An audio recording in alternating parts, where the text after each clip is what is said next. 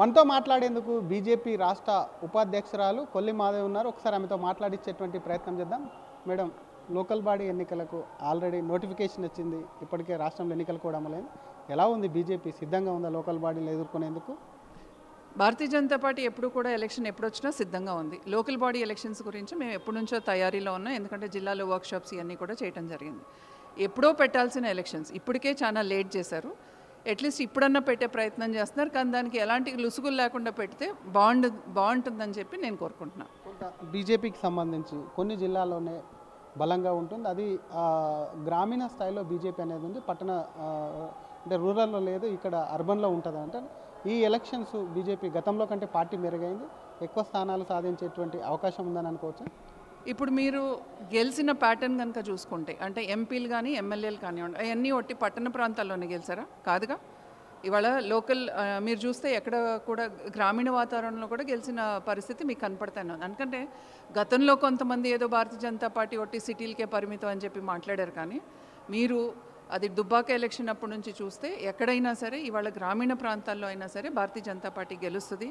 ఇవాళ ఒకటి ఎమ్మెల్యేలు ఎంపీలే కాకుండా ఎమ్మెల్సీలు కూడా మీరు చూస్తూనే ఉన్నారు. ఎక్కడెక్కడ ఎలక్షన్ జరిగింది ఏంటి అనేది. అక్కడ బీఆర్ఎస్ లేదు, కాంగ్రెస్ లేదు అనేది ఎమ్మెల్సీ ఎలక్షన్ కూడా నిరూపించింది. సో ఖచ్చితంగా భారతీయ జనతా పార్టీకి మంచి ఎడ్జ్ ఉంది. ఇంకొక వైపు చాలాసార్లు నల్గొండ, ఖమ్మం కానివ్వండి, వరంగల్కి సంబంధించిన జిల్లాలలో కొంత పార్టీ వీక్ ఉంది. అక్కడ పార్టీ బలోపేతం చేయాలి, పార్టీ పైన అక్కడ ఫోకస్ పెట్టాలన్నారు. ఎందుకంటే లోకల్ బాడీలో గెలుస్తేనే నెక్స్ట్ మీకు కూడా చాలా మార్గం సుగం ఉంటుంది. అక్కడ ఏ విధంగా ఫోకస్ చేయబోతున్నారు? ఇవాళ ఖమ్మంలో స్థానిక ఏదైతే ప్రభుత్వంలో ఉన్న నాయకులు ఉన్నారో వాళ్ళు అక్కడ కనపడట్లేదంట. అందుకని అక్కడ స్థానిక నాయకులు చాలామంది కూడా మా ఎమ్మెల్యేలు మా మినిస్టర్లు మాకు కనపడట్లేదు అనేది ఖమ్మంలో చెప్తున్నారు. ఎప్పుడైనా సరే స్థానిక సంస్థల ఎన్నికల్లో కావాల్సింది ఏంటంటే అందుబాటులో ఉండటం కావాలి. ఇవాళ అక్కడ నాయకులే వాళ్ళకి అందుబాటులో లేనప్పుడు ఇవాళ భారతీయ జనతా పార్టీకి ఇంకా ఎక్కువ స్కోప్ ఉంటుంది అక్కడ. డెఫినెట్గా భారతీయ జనతా పార్టీ ఖమ్మంలో కానివ్వండి, మీరు చూడండి ప్రతి కార్యక్రమం కూడా ఖమ్మంలో చాలా బాగా చేయడం జరిగింది.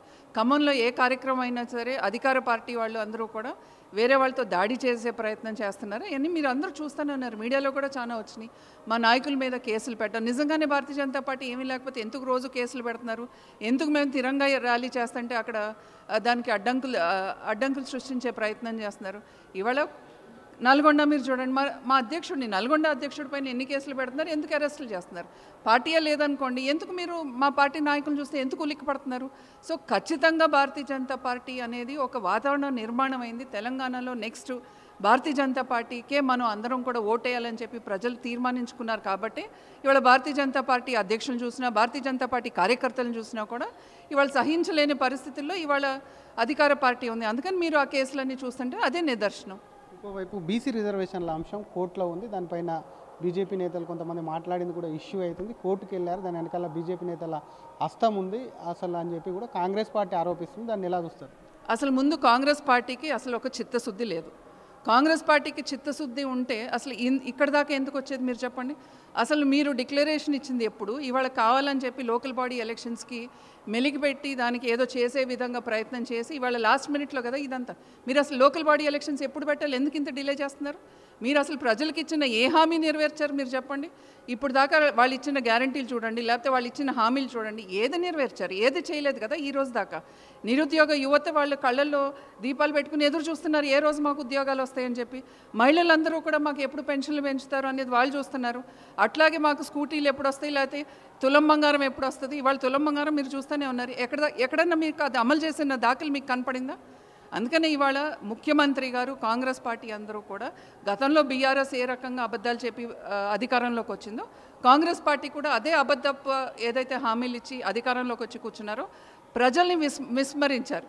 ఇవాళ హైదరాబాద్లో కొంచెం వాన పడితే ఇవాళ హైదరాబాద్ పరిస్థితి ఏంటో మీరు చూస్తూనే ఉన్నారు.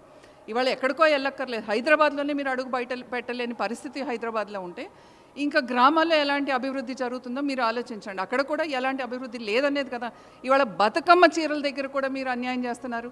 ఆ ఇచ్చిన హామీని కూడా నిలబెట్టుకోలేదు. ఏదన్నా అంటే ఆడబిడ్డలకి మేము బస్సు ఇచ్చాం కదా అంటే ఒక బస్సు ఇస్తే సరిపోతుందా? ఎన్ని బస్సులు ఇచ్చారు? ఆ బస్సులు ఎలా ఉన్నాయి? రోడ్లు ఎలా ఉన్నాయి? చూడండి.